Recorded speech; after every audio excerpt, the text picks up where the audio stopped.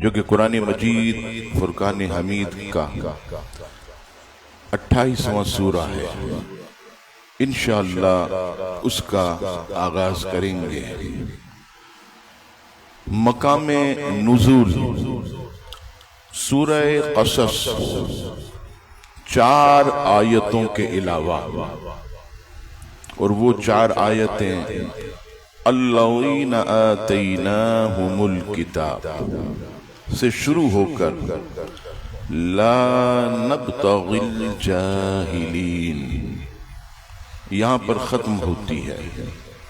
اس صورت میں ایک آیت ان الذی فرض یہ ایسی ہے جو مکے اور مدینے کے درمیان نازل ہوئی۔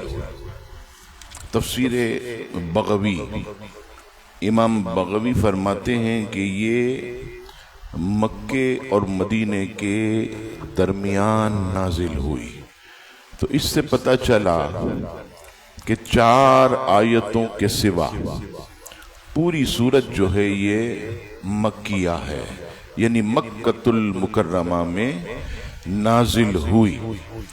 اس سورہ مبارکہ میں 9 رکوع، 88 آیتیں، 441 کلمے اور 5800 حروف ہیں۔ قصص اس سورہ مبارکہ کا نام۔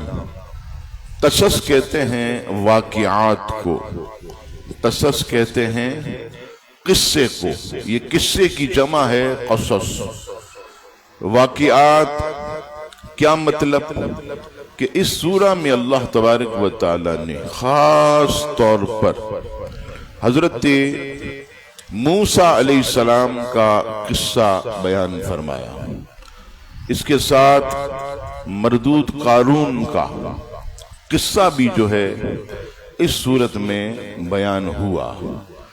آپ جانتے ہیں کہ قرآن مجید فرقان حمید کے اندر سب سے زیادہ اگر کسی نبی کا قصہ یا ان کے واقعات بیان ہوئے تو وہ حضرت موسیٰ علیہ السلام واحد ہستی ہیں کہ جو قرآن مجید میں سب سے زیادہ آپ کے واقعات کو بیان کیا گیا، اور آپ کی پیدائش، پھر آپ کو صندوق میں ڈال کر دریائے نیل کے اندر چھوڑنا، یہ تمام چیزیں قرآن مجید کی مختلف صورتوں میں کئی مقامات پر اللہ رب العزت نے بیان فرمائی ہیں۔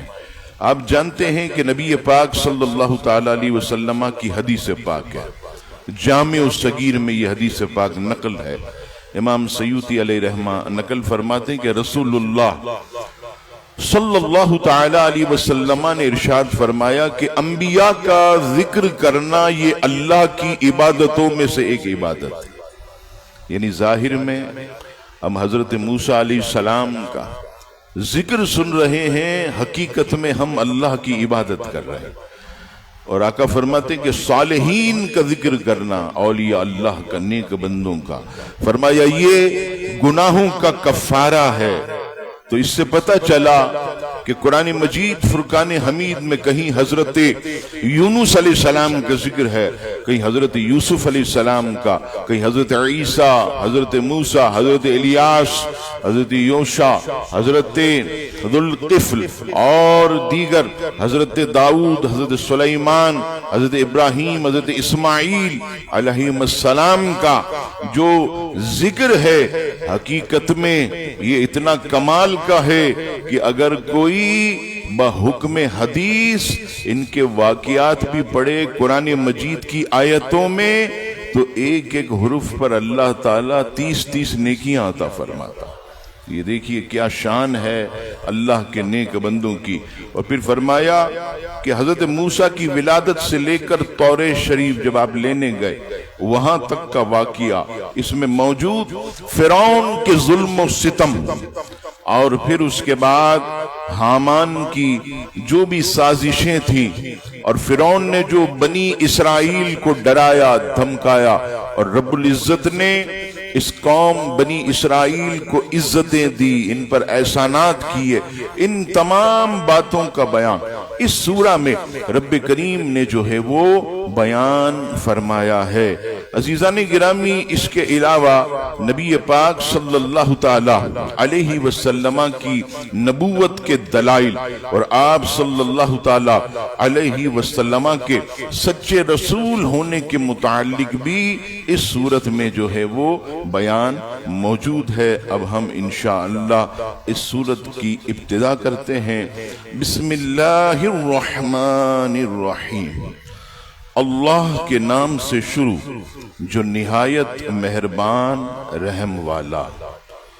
طاسیم میم، تلک آیات الکتاب المبین، یہ روشن کتاب کی آیتیں ہیں۔ آپ جانتے ہیں کہ طاسیم میم یہ حروف متقطعات قرآن مجید فرقان حمید میں جیسے الف لام میم کاف ہا یا عین صاد، اسی طرح یہ بھی حروف مقطعات ہیں۔ علماء فرماتے ہیں کہ یہ اللہ اور اس کے حبیب کے درمیان راز و نیاز کی باتیں ہیں۔ حضرت جبریل علیہ السلام بھی ان چیزوں کو سمجھ نہ سکے جو نبی پاک علیہ السلام پر اللہ نے کوڈ ورڈ کی صورت میں راز کی باتیں اپنے حبیب علیہ السلام کو جو ہے وہ بتائیں۔ پھر فرمائیے روشن کتاب کی آیتیں، یعنی اس صورت میں آیتیں اس روشن کتاب کی آیتیں جس میں حلال و حرام کے احکام، حضور علیہ السلام کی نبوت کی صداقت، پہلوں اور بعد والوں کی خبروں کا بیان ہے۔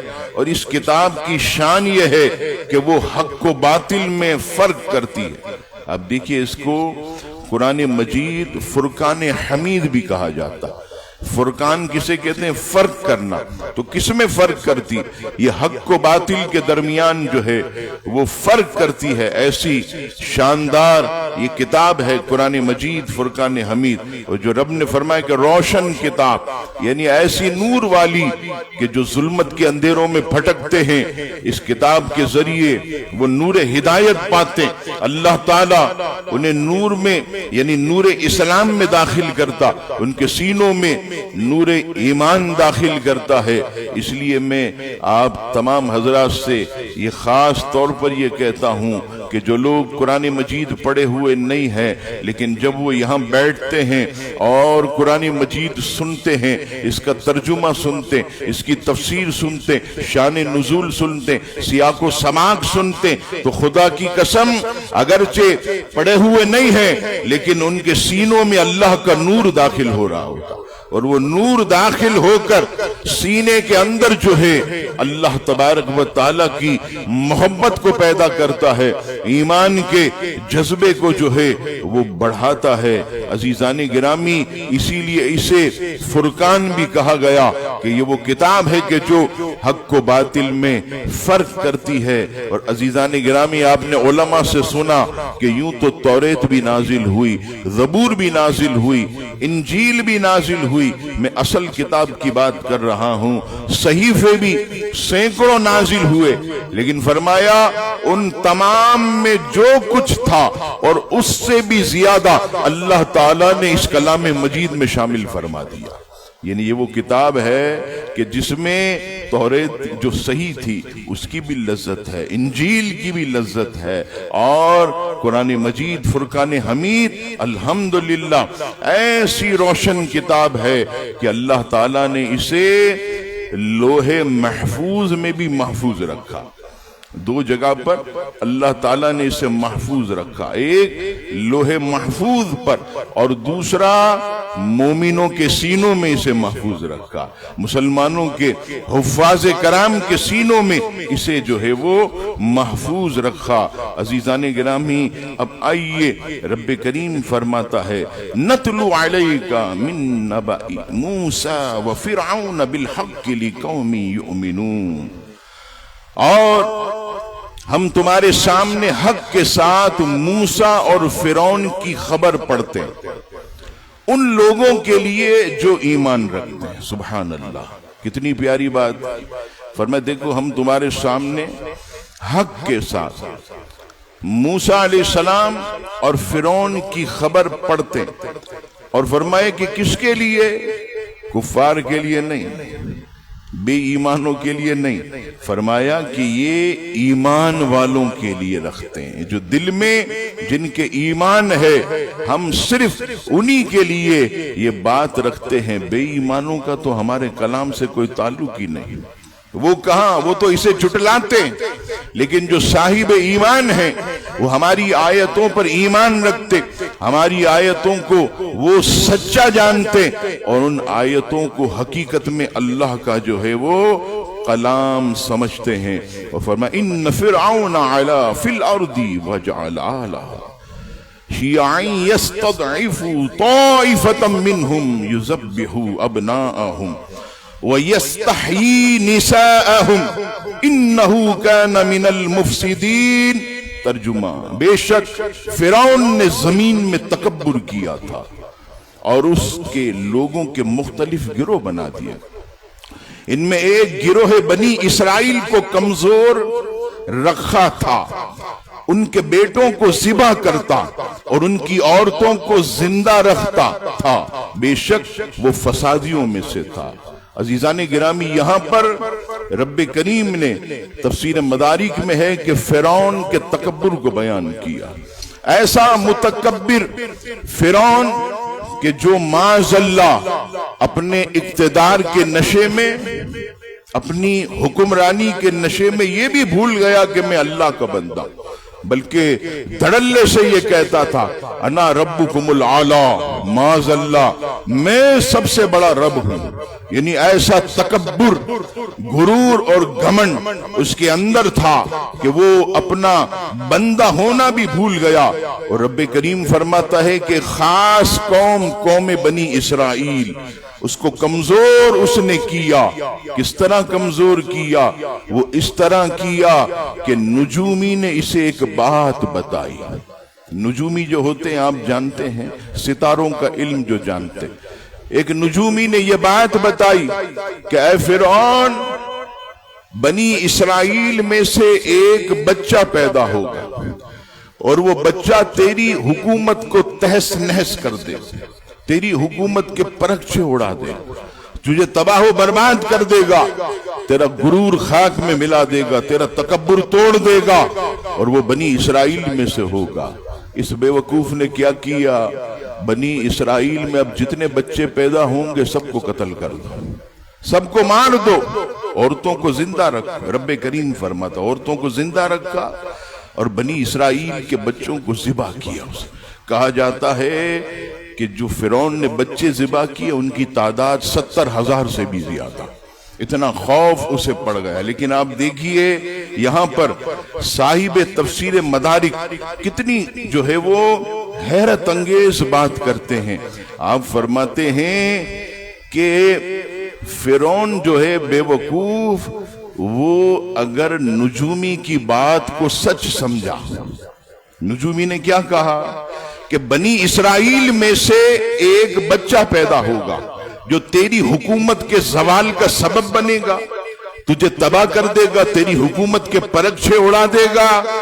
اب دیکھیے اس بے وقوف اگر یہ اس نجومی کی بات کو سچ سمجھتا ہے تو پھر ذبح کرنے کی کیا ضرورت ہے، وہ تو ہو کر رہے گا۔ بھئی تم کتنے بھی بچے ذبح کر لو، نجومی نے تو خبر دی تو ہو کر ہی رہے گا، وہ تو ہو کر رہے گا۔ اب بتائیے کتنا بے وقوف تھا۔ مشہور ہے کہ خدا جب دین لیتا ہے تو عقلیں چھین لیتا، خدا جب دین لیتا ہے تو عقلیں چھین لیتا۔ عقل ماری گئی۔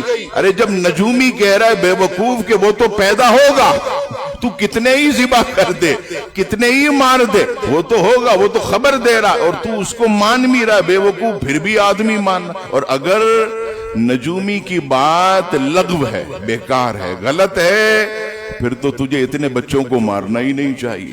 یعنی یہاں سے بھی سالہ بے وقوف، یہاں سے بھی بے وقوف، یہاں سے بھی اس کی عقل ماری گئی، یہاں سے بھی جو ہے اس کی عقل ماری گئی۔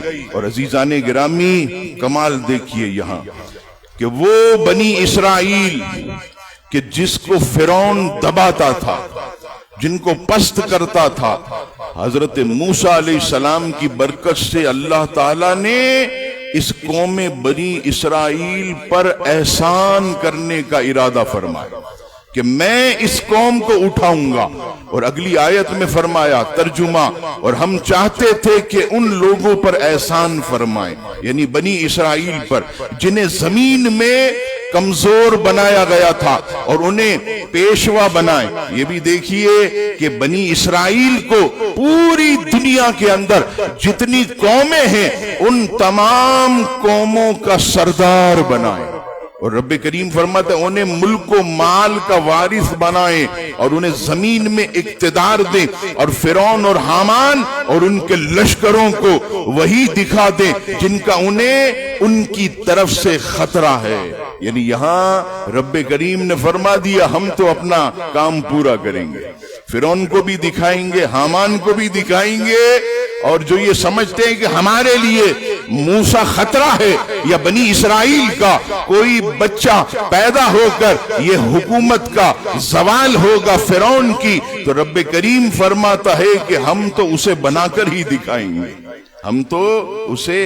اور یاد رکھیے گا کہ جب رب کریم ارادہ فرما لے تو ساری دنیا کی طاقت بھی یکجا ہو جائے، وہ بھی پسپا ہو جائے گی، میرے رب کا کام ہو کر رہے گا، یہ رب العزت کا کام ہے۔ اور پھر دیکھیے عزیزان گرامی، رب کریم نے اس قومی بنی اسرائیل کو کتنی عزت دی، اس پر کتنا احسان کیا، یہ تو آگے آئے گا کہ یہ افسوس کی بات ہے کہ بنی اسرائیل نے اللہ کا کبھی شکر ادا نہیں کیا، وہ ناشکری کرتے رہے۔ آپ دیکھیے پانی مانگا قومی بنی اسرائیل نے، ہم بھی پانی مانگتے ہیں، آپ بھی مانگتے ہیں، کیا ہے بخود جا کر کے بھرو، پیاس لگی ہے جاؤ، یہاں نہیں آتا تو ٹنکی پر جاؤ، ٹنکی پر نہیں آتا تو جاؤ کسی جو ہے وہ تم دوسری جگہ سے پانی بھر لو، پانی تمہیں چاہیے جاؤ۔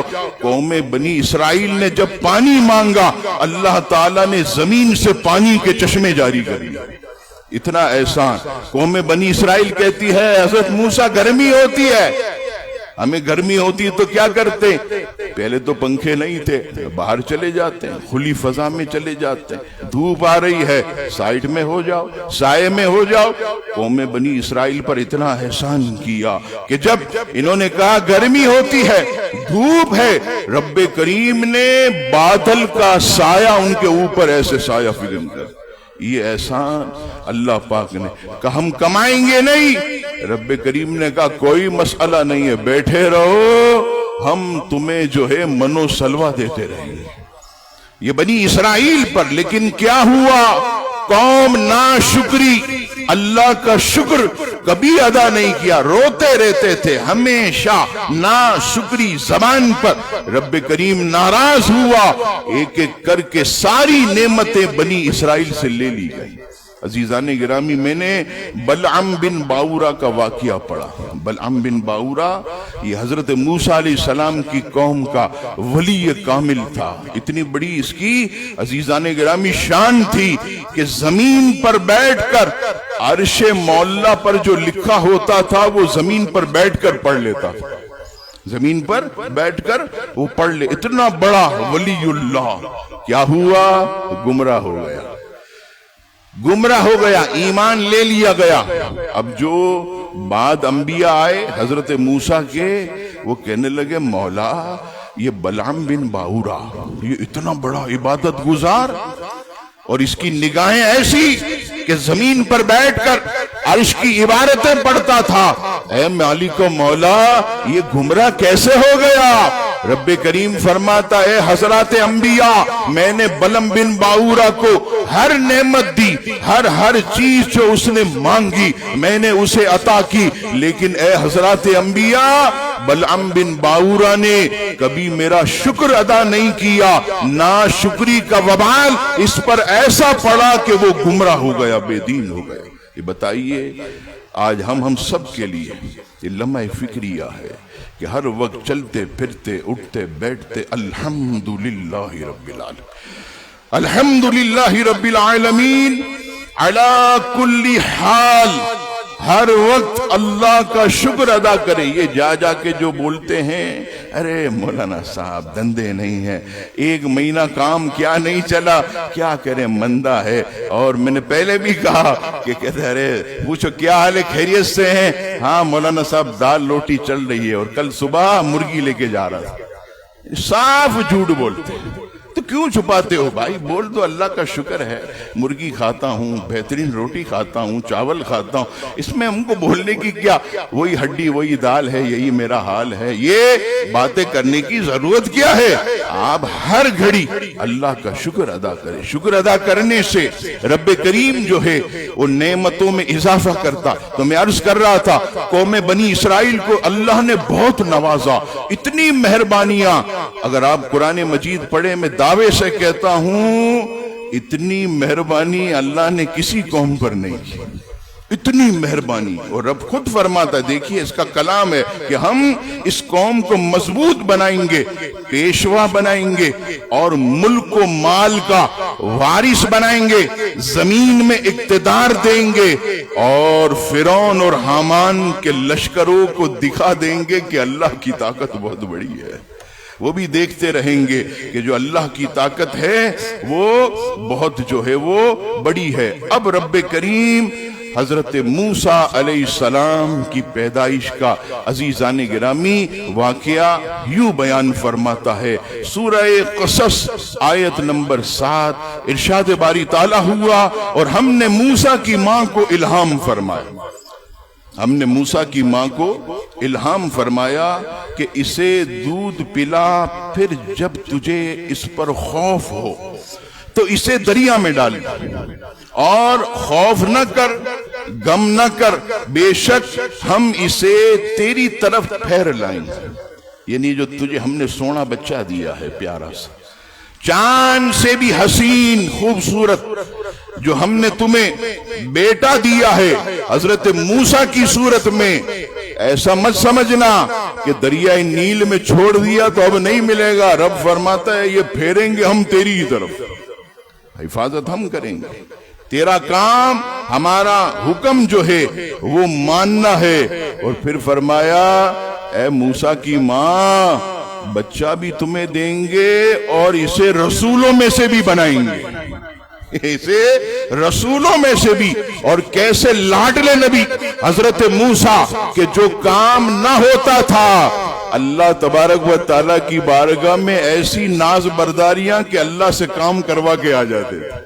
تو موسیٰ تو نہیں مانے گا, تو میرا پیارا ہے, تو میرا کلیم ہے, تو میرا سونا ہے, تو نہیں مانے گا. یہ کام ہم نے تیرے لیے کر دیا. اس لیے دیکھیے قوم بنی اسرائیل جب اس نے بالکل ناشکری کی انتہا کر دی تو بھی رب کریم نے حضرت موسیٰ کی دعا کی برکت سے ان کو معاف کیا. یہ بھی کمال آپ دیکھیے کہ کتنا جو ہے حضرت موسیٰ علیہ السلام کا. اب عزیزان گرامی پھر آگے جو ہے کیا ہوا, حضرت موسیٰ پیدا ہوئے تو کس طرح والدہ نے انہیں صندوق میں ڈالا, بہن سے کیا مشورہ کیا, انشاءاللہ تعالی آئندہ اتوار سورہ قصص کی آیت نمبر 8 سے انشاءاللہ درس کا آغاز کریں گے. اللہ تبارک و تعالی سے دعا ہے رب کریم ہم سب کو قرآن مجید کا نور کامل عطا فرمائے, اور ہم سب کے سینوں کو نور قرآن سے منور فرمائے. آمین. وما علینا الا البلاغ المبین. اللہم صلی اللہ سیدنا و مولانا محمد معدن الجود والکرم والہ وبارک وسلم.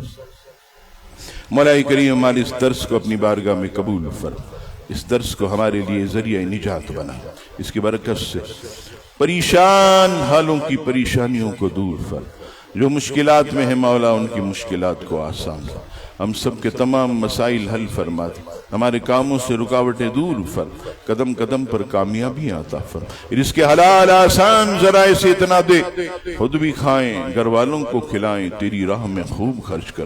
جو بارے قرض تلے دبے ہیں مولا غیب سے ان کے قرضے اتر, جو بے رشتہ ہے مولا ان کے موافق نیک اچھے رشتے عطا, جو بے اولاد ہیں مگر آپریشن کے اولاد نرینہ عطا, ہمارے بیماروں کو شفا عطا, ہماری بھی جب تک زندگی ہے مولا صحت اور ایمان کی سلامتی سلامتی عطا، کشمیر و فلسطین کے مسلمانوں پر رحمت فرما، قرآن مجید سے سچی وابستگی نصیب فرما، قرآن مجید سے سچی محبت نصیب فرما، دنیا میں بھی قرآن مجید کا سایہ اور آخرت میں بھی قرآن کا سایہ نصیب فرما۔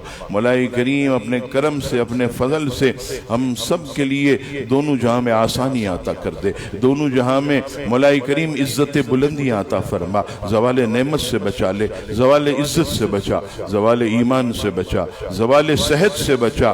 اے اللہ، اے رب کریم، جو تیری محبت میں، تیرے کلام کی محبت میں ہمارے بھائی، ہماری بہن بیٹیاں رب کریم آتی ہیں، سب کی جھولیوں کو مرادوں سے بھر، مولا قرآن کا صدقہ سب کی جھولیوں میں ڈال دے، یہ برکتیں ان کے گھر میں بھی داخل کر دے، ان کی نسلوں میں داخل کر دے۔ اے اللہ، اے رب کریم، بار بار بخیر و عافیت پیارا پیارا کعبہ دکھا دے، محبوب کا مدینہ دکھا دے، ایمانی و سنیت پر ثابت قدمی اور موت عطا فرما۔ ان اللہ و ملائکتہ یصلون علی النبی یا ایہا الذین آمنوا صلوا علیہ وسلموا تسلیما۔